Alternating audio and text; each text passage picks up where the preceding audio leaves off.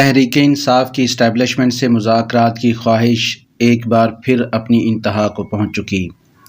لیکن دوسری طرف نو لفٹ کے سگنل ہی نہیں بلکہ تحریک انصاف کو منفی قوت کے طور پر دیکھا جا رہا ہے۔ ایک طرف فوج کی اعلیٰ قیادت پر بانی تحریک انصاف کی طرف سے بار بار تنقید کی جاتی ہے اور ان پر مختلف الزامات لگائے جاتے ہیں، تو دوسری طرف PTI army chief اور D G I S I سے مذاکرات کرنے کے لیے بے چین نظر آ رہی ہے۔ تحریک انصاف کا ایک رہنما کوئی اور بات کرتا ہے تو دوسرا کوئی اور۔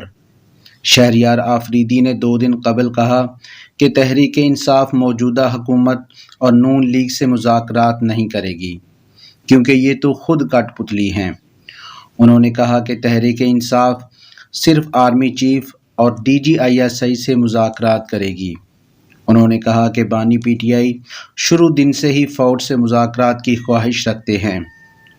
لیکن دوسری طرف سے کوئی رسپانس نہیں آیا۔ انہوں نے یہ بھی دعویٰ کیا کہ فوج سے جلد مذاکرات ہوں گے۔ تحریک انصاف کے اس بیان پر اپوزیشن لیڈر اور پی ٹی آئی رہنما عمر ایوب سے جب سوال ہوا تو انہوں نے کہا اس سوال کا جواب شہریار آفریدی سے ہی لیا جائے۔ وزیر اعلیٰ خیبر پختونخوا علی امین گنڈاپور سے جب پوچھا گیا تو انہوں نے بھی کہا کہ اس بارے میں معلومات شہریار آفریدی کو ہی ہوں گی، لیکن تحریک انصاف کے ترجمان رؤف حسن کا کہنا تھا کہ وہ کل بھی اسٹیبلشمنٹ سے بات کرنے کے لیے تیار تھے، آج بھی تیار ہیں اور کل بھی تیار ہوں گے، مگر ان کی طرف سے اب تک رابطہ نہیں ہوا۔ تحریک انصاف کی یہ پالیسی سمجھ سے بالاتر ہے کہ جن سے مذاکرات کرنے کے لیے بانی پی ٹی آئی اور ان کی پارٹی بے چین ہے، ان کو ہی نشانے پر رکھا ہوا ہے۔ کبھی بانی چیئرمین تو کبھی پی ٹی آئی کا سوشل میڈیا ہر دوسرے دن کوئی نہ کوئی بیان، کوئی نہ کوئی سوشل میڈیا مہم اسٹیبلشمنٹ اور فوج کی اعلیٰ قیادت کے خلاف شروع کر دیتا ہے۔ جن پر اتنے الزامات لگائے جا رہے ہیں، جن کو اپنا مخالف بنا کر پیش کیا جا رہا ہے،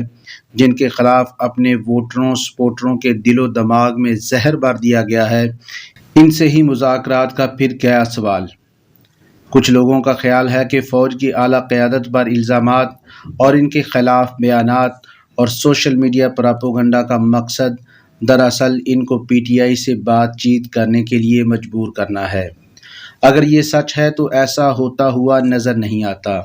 اب جس دن شہریار آفریدی نے یہ بیان دیا کہ تحریک انصاف صرف آرمی چیف اور D G I S I سے بات کرے گی،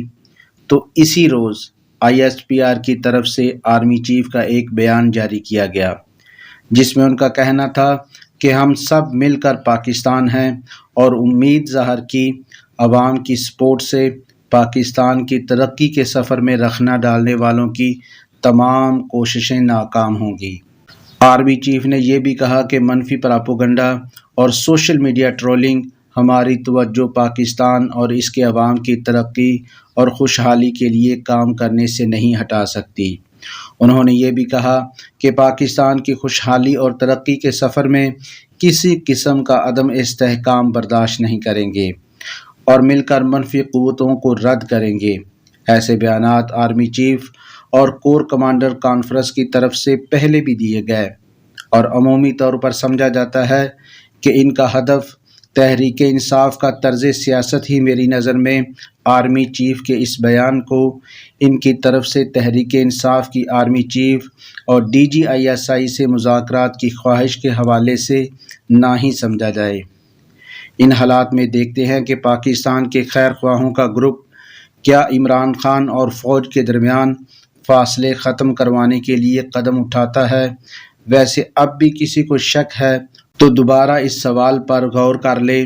کہ کیا عمران خان اور تحریک انصاف سویلین بالادستی کی لڑائی لڑ رہے ہیں یا اقتدار کے حصول کی؟